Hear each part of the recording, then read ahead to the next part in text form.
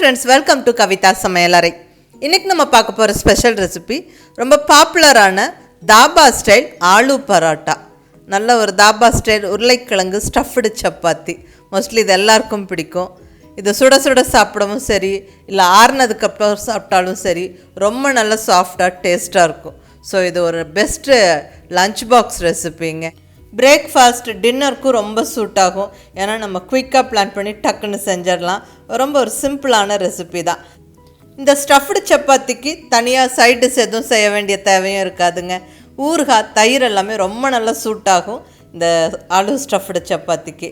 So miss பண்ணாமல் try பண்ணி பாருங்கள். ஸோ ரொம்ப ஈஸியான, அதே சமயம் ரொம்ப ரொம்ப டேஸ்டியான தாபா ஸ்டைல் ஆலு பராட்டா எப்படி செய்கிறதுன்னு பார்க்கலாம் வாங்க. இங்கே 2 கப் அளவுக்கு கோதுமை மாவு எடுத்துருக்கிறேன். Whole wheat atta. இது கிட்டத்தட்ட 300 கிராம் இருக்கும். 300 கிராம் வீட் ஃப்ளார் எடுத்துருக்கிறேன். இப்போ இதில் கொஞ்சமாக சால்ட் சேர்த்துக்கிறேன். 1/2 ஸ்பூன் சால்ட். நான் இங்கே ஹிமாலயன் பிங்க் சால்ட் யூஸ் பண்ணுறேன். ஸோ அதனால் அது பிங்காக இருக்குது. நீங்கள் உங்கள் வீட்டில் இருக்கிற சால்ட் யூஸ் பண்ணிக்கலாம். நல்லா கலந்து விட்டுருங்க. அதுக்கப்புறம் கொஞ்சம் கொஞ்சமாக தண்ணி விட்டு நல்லா சாஃப்டாக மாவு பிசைஞ்சுக்கணும். ரொம்ப ஹார்டாக கெட்டியாகவும் இருக்கக்கூடாது, அதுக்குன்னு ரொம்ப லூஸாகவும் இருக்கக்கூடாது. நல்ல சாஃப்டான சப்பாத்தி மாவு பதத்துக்கு பிசைஞ்சுக்கோங்க.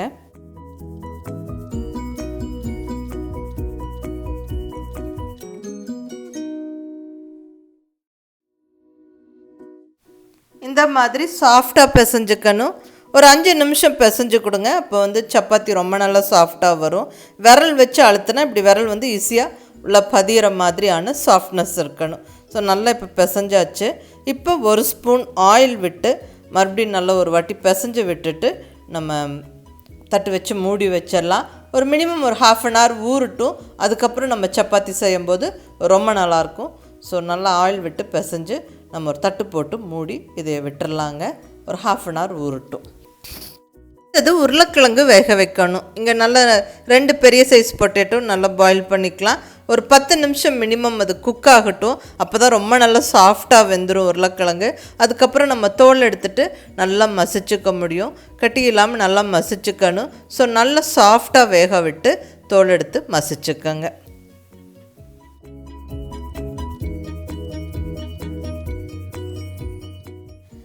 வெந்த உருளைக்கிழங்கு இப்படி சின்ன சின்ன பீசஸாக கட் பண்ணிடலாம். இன்னும் நல்லா சூடு இருக்குது.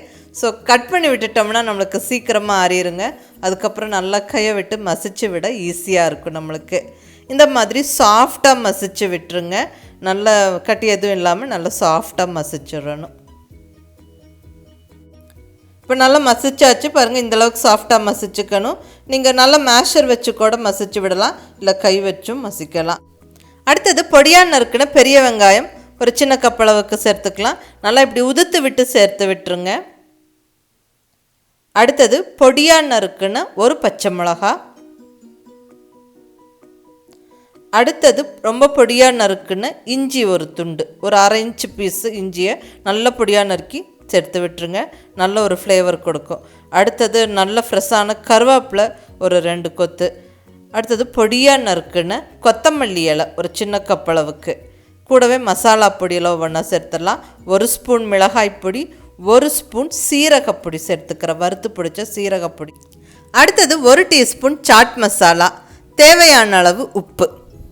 ஸோ சாட் மசாலா உப்பும் சேர்த்து விட்டுறலாம். இது நல்லா கையை விட்டு நல்லா கலந்து விட்டுருங்க. நல்லா ஈவனாக எல்லா சைடும் இந்த மசாலா படுற மாதிரி நல்லா கலந்து விட்டுறணும். இப்போ அடுத்தது புளிப்புக்காக கொஞ்சமாக எலும்பிச்சம்பழ சாறு சேர்த்துக்கிறேன். ஒரு 1/2 எலும்பிச்சம்பழத்துக்கும் கம்மியாக. ஒரு சிலர் ஆம்ச்சூர் பவுடர் சேர்த்துப்பாங்க, அதாவது ட்ரை மேங்கோ பவுடர் இருந்தால் சேர்த்துக்கங்க. இல்லைன்னா இந்த எலும்பிச்சம்பழ சாறே சரியாக இருக்கும், கொஞ்சமாக சேர்த்துக்கங்க. இப்போ எல்லாம் நல்லா கலந்தாச்சுங்க. அவ்வளோதான், நம்மளுக்கு ஸ்டஃபிங்க்கான உருளைக்கிழங்கு ரெடி ஆயிடுச்சு. இங்கே பிசைஞ்சு வச்ச சப்பாத்தி மாவு, புரட்டி எடுத்து தேய்க்க வரமாவு, ஸ்டஃபிங்க்கான உருளைக்கிழங்கு மசாலா 3மே நல்ல பக்கமாக ரெடியாக எடுத்து வச்சாச்சு. இனி அடுத்தது நம்ம தேய்ச்செடுத்து சூடான தோசைக்கல்லில் போட வேண்டியது தான். இங்கே நல்ல ஒரு பெரிய உருண்டை சப்பாத்தி மாவு எடுத்துக்கிறேன். அது நல்லா உருண்டை பண்ணிவிட்டு லைட்டாக ஃப்ளாட் ஆக்கி விட்டுட்டு நல்லா இப்படி வர மாவில் 2 சைடும் நல்லா இப்படி புரட்டி எடுத்துடணுங்க. இப்போ இதை நல்லா ஸ்ப்ரெட் பண்ணிக்கலாம், பரப்பி விட்டுறலாம். இப்போ அந்த சப்பாத்தி உருட்டுற கல்லை வச்சுட்டு லைட்டாக ஸ்ப்ரெட் பண்ணிக்கிறேன். அதாவது சப்பாத்தி மாவு திக்காக இருக்கணும், இப்படி லைட்டாக ஸ்ப்ரெட் பண்ணிக்கணும். இப்போ உள்ள ஸ்டஃபிங் பண்ணிடலாம். இப்போ நம்ம ரெடி பண்ணி வச்சுருந்த உருளைக்கிழங்கு மசாலாவை நல்லா ஒரு எலும்பிச்சம்பழ சைஸுக்கு உருட்டி அந்த சப்பாத்தி மாவுக்குள்ளே வச்சு இப்படி எல்லாம் நல்லா சுற்றிலும் மடித்து விட்டு அந்த மேலே அந்த கூம்பு மாதிரி வர்றதை இப்படி நல்லா திருகி விட்டு கிள்ளி எடுத்துடணும் அந்த எக்ஸ்ட்ரா மாவை. அதுக்கப்புறம் இப்படி ஃப்ளாட்டாக்கி விட்டுட்டு மறுபடியும் அந்த வரமாவில் நல்லா புரட்டி எடுத்துட்டு நம்ம தேய்ச்சி விட்டுறணும். ஸோ ஸ்டஃபிங் கண்டிப்பாக வெளியே வராது, ரொம்ப நல்லா உள்ளே ஸ்ப்ரெட் ஆகிடும், நல்லாவும் இருக்கும், சாஃப்டாகவும் நம்மளுக்கு சப்பாத்தியை ஸ்ப்ரெட் பண்ணி விட முடியும்.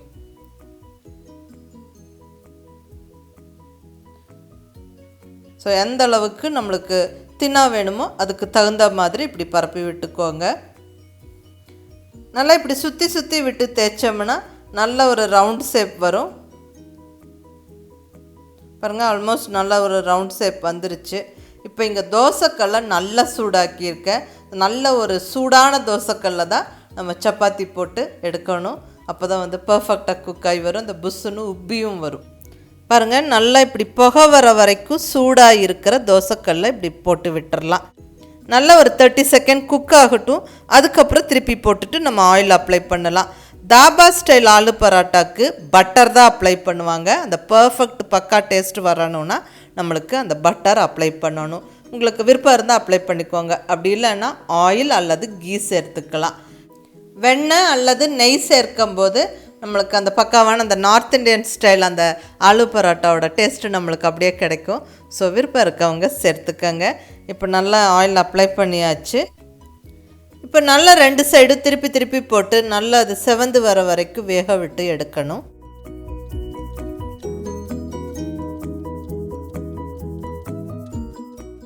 அவ்வளோதாங்க, சுவையான தாபா ஸ்டைல் ஆலு பரோட்டா ஜம்முன்னு ரெடி ஆயிருச்சு. இப்போ அடுத்த பரோட்டாவும் ஸ்டஃப் பண்ணுறது பார்த்துடலாங்க. இப்படி உள்ளே வச்சு மாவை நல்லா மடித்து திருகி விட்டு அந்த எக்ஸ்ட்ரா மாவை கிள்ளி எடுத்துட்டு அதுக்கப்புறம் ஃப்ளாட்டாக்கி விட்டு நல்லா வரமாவில் புரட்டிட்டு நம்ம தேய்ச்சி விட்டோம்னா நல்லா ஸ்ப்ரெட் ஆகும். நல்லா நம்ம தின்னாக தேய்ச்சி எடுத்துக்கலாம். ஈவனாக அந்த உள்ள ஸ்டஃபிங் ஸ்ப்ரெட் ஆகும்.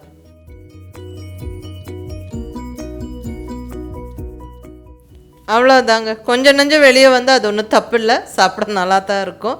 ஆல்மோஸ்ட் கொஞ்சம் ரவுண்டாக தேய்ச்சி விட்டு இப்படி நல்ல சூடாக இருக்கிற தோசைக்கல்லில் போட்டு விட்டு நல்லா திருப்பி திருப்பி விட்டு ஆயில் அப்ளை பண்ணிக்கோங்க. பட்டர் அல்லது கீ தடவும் போது இன்னுமே டேஸ்ட் நல்லாயிருக்கும். ஸோ அது உங்கள் சாய்ஸ், நீங்கள் பட்டர் கீ அல்லது ஆயில் எது வேணாலும் அப்ளை பண்ணிக்கலாம். நல்லா தவாவில் 2 சைடு திருப்பி திருப்பி போட்டு குக் பண்ணி எடுத்தால் அவ்வளோதாங்க, சுவையான ஆலு பரோட்டா ஜம்முன்னு ரெடி ஆயிருச்சு. ரொம்ப ஒரு சிம்பிளான ரெசிபி இது. மேலே கொஞ்சம் பட்டர் தடவி விட்டுட்டு சாப்பிட்டா ரொம்ப நல்லா சுவையாக இருக்கும். இதுக்கு தொட்டுக்க நல்ல தயிர் ஊறுகாய் இது ரெண்டுமே போதுமானதாக இருக்கும். ஏன்னா உள்ளே ஏற்கனவே நல்லா மசாலாவோட உருளைக்கிழங்கு ஸ்டஃப் பண்ணிட்டோம். பாருங்கள் எவ்வளோ நல்லா சாஃப்டாக இருக்குது. ஆறுனதுக்கப்புறமும் ரொம்ப நல்லா சாஃப்டாகவும் டேஸ்ட்டாகவும் இருக்கும். லஞ்ச் பாக்ஸுக்கு ஒரு பெஸ்ட்டு டிஷ் இது. குயிக்காக ஈஸியாக பண்ணிடலாம். பிரேக்ஃபாஸ்ட்டும் டின்னருக்கும் இது ரொம்ப சூட்டபுளாக இருக்கும். ஸோ மிஸ் பண்ணாமல் ட்ரை பண்ணி பாருங்கள். எப்படி இருந்துச்சுன்னு உங்கள் ஃபீட்பேக் சொல்லுங்கள். பிடிச்சிருந்தால் லைக் பண்ணி ஷேர் பண்ணி கமெண்ட் பண்ணுங்கள். கவிதா சமையலறை சப்ஸ்கிரைப் பண்ணி என்னுடைய மற்ற ரெசிபிஸும் வீடியோஸும் பாருங்கள். தேங்க்யூ.